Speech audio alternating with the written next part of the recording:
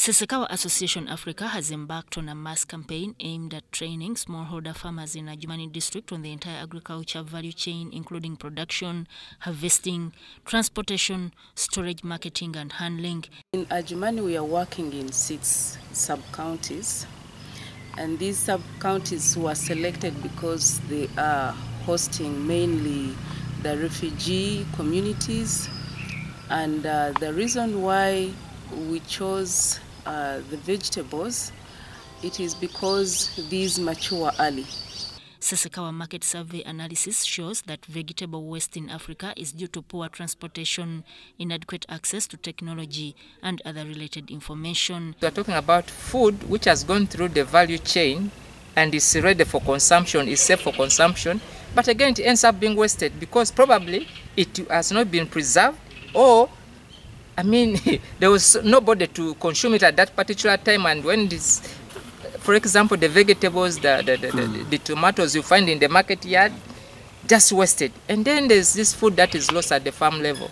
The post-harvest losses throughout from production up to the market. Because of poor storage, you find farmers just store anyhow.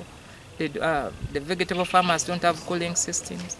The field training held at Adjumani Multipurpose Center is equipping farmers with modern skills on horticulture, post-harvest handling and preservation. We are introducing charcoal coolers. It doesn't use electricity, but it can be utilized by the different farmer groups. We're trying to put them in central places so that farmers can utilize them to preserve their produce before they sell them off.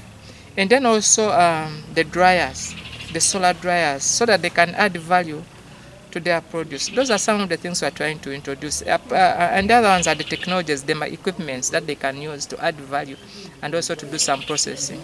Jacqueline Namsalisi is the technical coordinator, Sensitive Agriculture, Sesekawa Association Africa. So yes, as promoting vegetable production and all the skills that we are instilling in the farmers, this is going to be beneficial, and it's going to already there are success stories.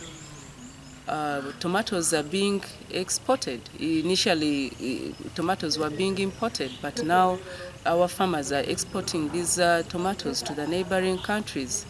And hopefully we will have value addition in these tomatoes, maybe come up with products such as tomato sauce for the locals.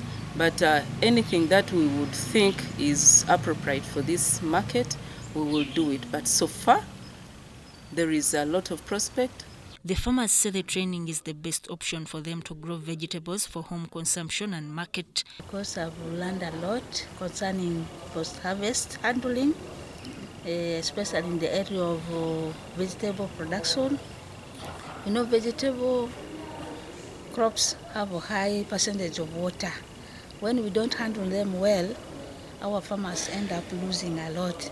So this training has given me a lot of knowledge and skills, which I think I can go and pass it to my farmers so that they can also reap from their production. I realized I was doing, in fact, a lot of nothing backwards there, alongside keeping a lot of my produce that I get from the garden, which now today I've found something good, knowledgeable, which will help me right from today. When I really get out my produce from the garden, I know how to keep it. And it can improve our farmers to do with the nutrition, and know how to handle post-harvesting handling and even storage. That is what we are going to pass to our farmers to make sure the produce they take to the market is valuable, and the buyers should be interested in buying it. A training, if I put in way, can change my life. Even I go and tell them to the farmers.